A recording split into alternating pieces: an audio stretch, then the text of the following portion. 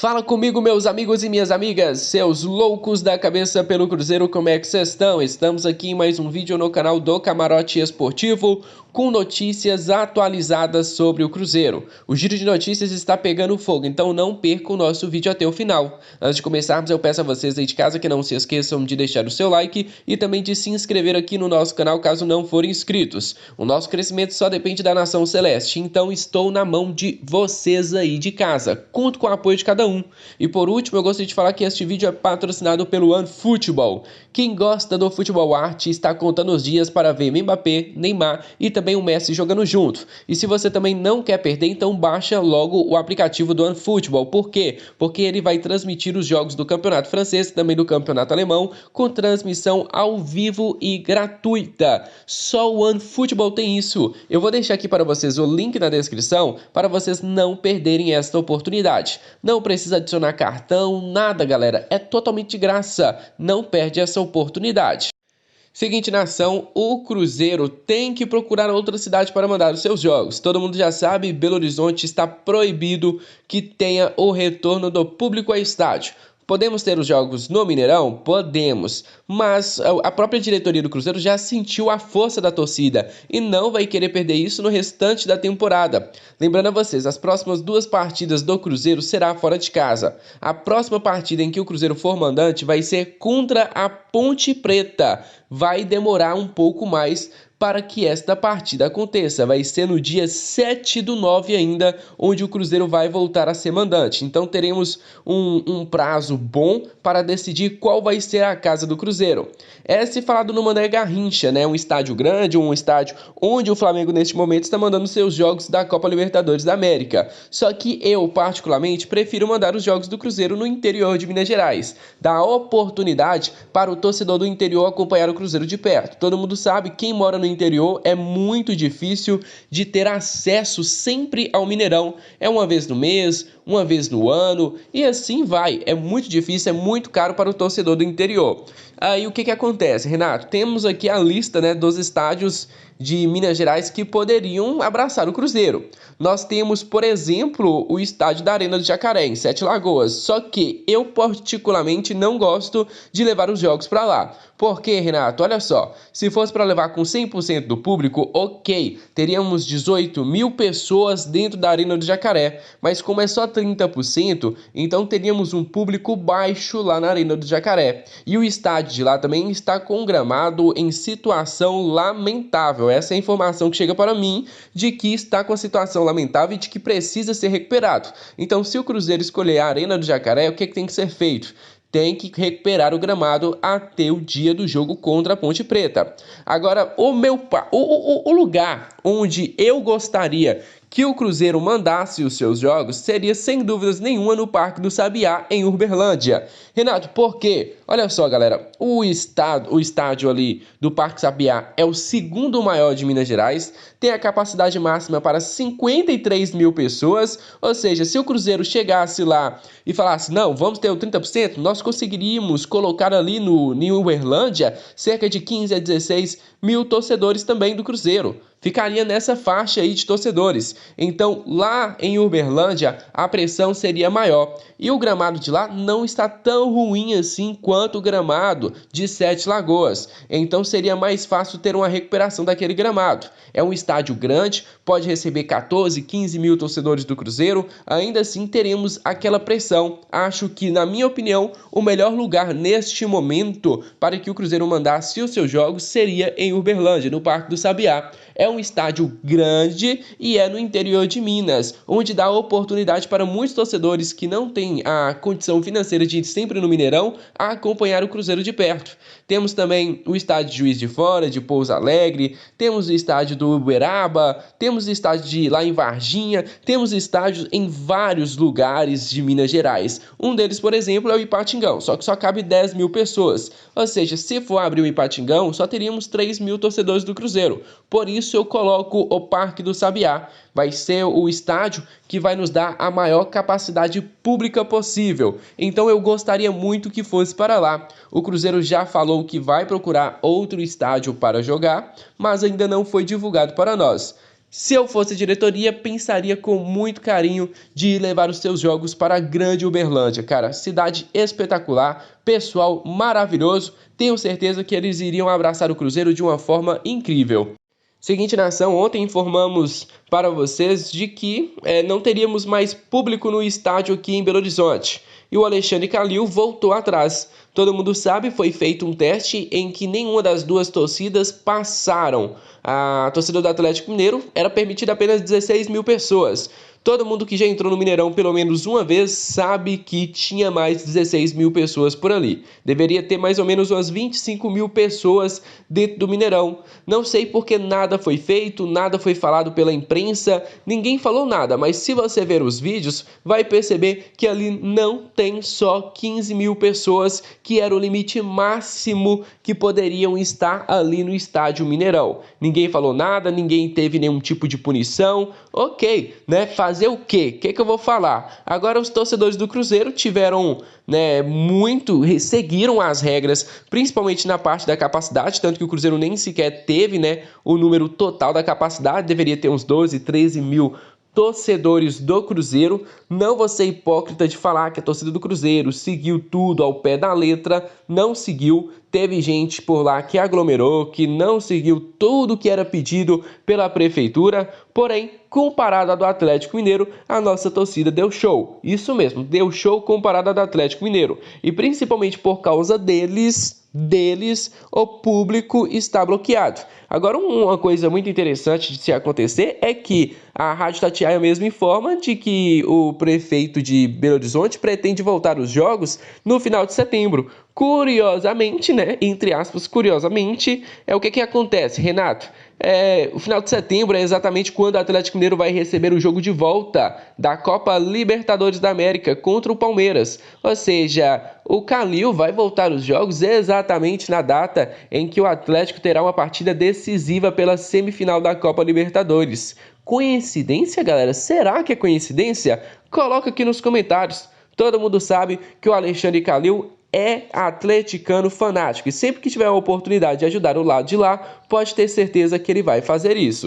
Seguinte, nação, o jornalista Gabriel Duarte do Globoesporte.com trouxe uma informação muito bacana para nós que eu tenho que admitir para vocês, fui pego de surpresa, onde ele fala as seguintes palavras, de que a liminar concedida pelo STJD ao Cruzeiro estabelece a liberação para jogos na cidade de Belo Horizonte. Vou testar aqui para vocês as palavras. Liberar o retorno do público nos jogos sob o mando do Cruzeiro Esporte Clube realizados em praças desportivas localizadas dentro da cidade de Belo Horizonte. Ou seja, o Cruzeiro não poderia mandar jogos fora de Belo Horizonte com o público. Pelo menos essa é a informação do jornalista Gabriel Duarte do Globo Esporte para nós.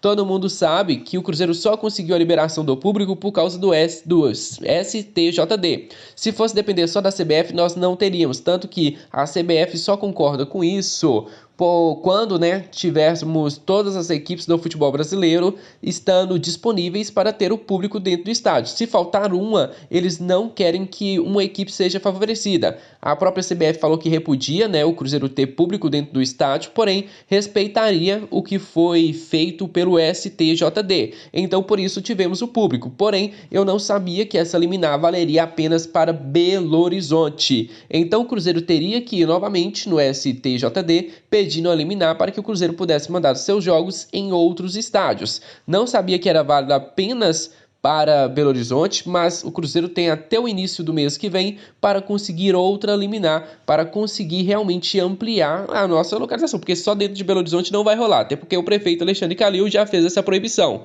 Precisamos ampliar para Brasília, para outras cidades de Minas Gerais também. Seguinte, nação, vocês aí de casa têm dado um apoio muito bacana para o nosso novo quadro, que é o Aonde Foi Parar. Vocês que querem ter alguma indicação falada aqui no nosso vídeo, só colocar nos comentários que a gente vai adicionar na nossa lista. Agora vamos falar sobre a temporada de 2015 para 2016 do Cruzeiro, onde a gente foi no mercado sul-americano atrás de jogadores estrangeiros.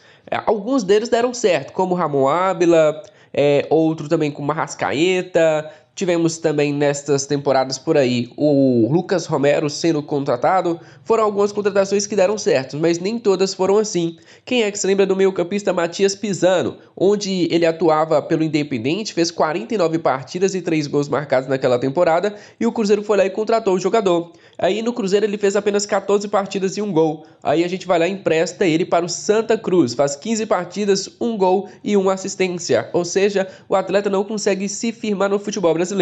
Depois ele é repassado ao Tijuana do México, sem vínculo nenhum mais com o Cruzeiro. Faz 12 partidas e nenhum gol marcado.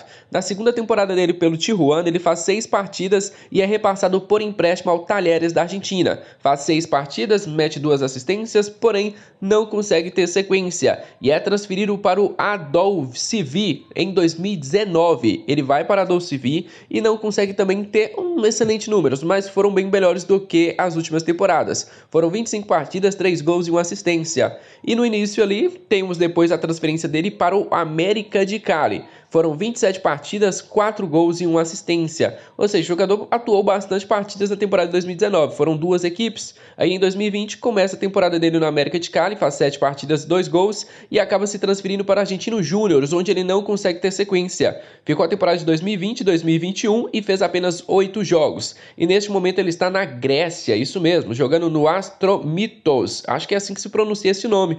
E até o momento ele não entrou em campo. Na temporada de 2021 e 2022 o jogador ainda não entrou em campo. É o currículo do Matias Pisano desde que ele deixou o Cruzeiro. Era um cara que eu tinha uma expectativa bacana em cima dele, né? Veio com boas recomendações. Era rápido, arisco, gostava de um drible, gostava do 1 contra 1, mas recebeu pouquíssimas oportunidades. A gente até cobrava a oportunidade dele, né? Mas a gente falava, cara, o cara deve treinar muito mal, porque não consegue receber oportunidades com os treinadores do Cruzeiro.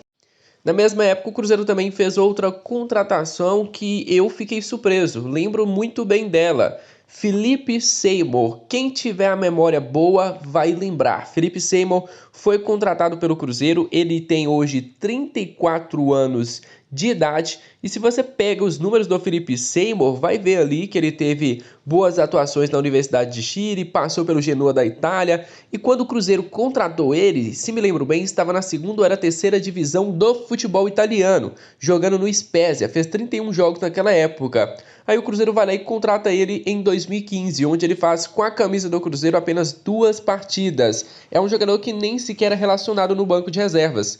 Depois ele é emprestado para o Vasco da Gama, onde ele faz apenas 1 partida. E depois ele fala, desisto do futebol brasileiro. Aí ele volta para o futebol chileno, onde ele joga pela União Espanhola. Aí sim os números do Felipe Seymour voltam ao normal. Ele faz 29 partidas na sua segunda temporada. Em 2018 ele é transferido para a Universidade de Chile, faz 43 partidas. Em 2019 ele volta para a União Espanhola, faz 21 partidas. Em 2020 vai para o União La Calera, faz 29 partidas. E depois ele joga pelo Wigs, né? Time também chileno, tem 17 partidas. Isso nesta temporada de 2021. Felipe Seymour era um cara que ninguém nunca tinha ouvido falar dele. E aqui no futebol brasileiro não teve sequência. Até me surpreendi. Quando o Cruzeiro contratou, o cara estava na terceira divisão do futebol italiano. Então, cara, eu fiquei muito surpreso. Hoje o Felipe Seymour tem 34 anos de idade e atua na primeira divisão do futebol chileno.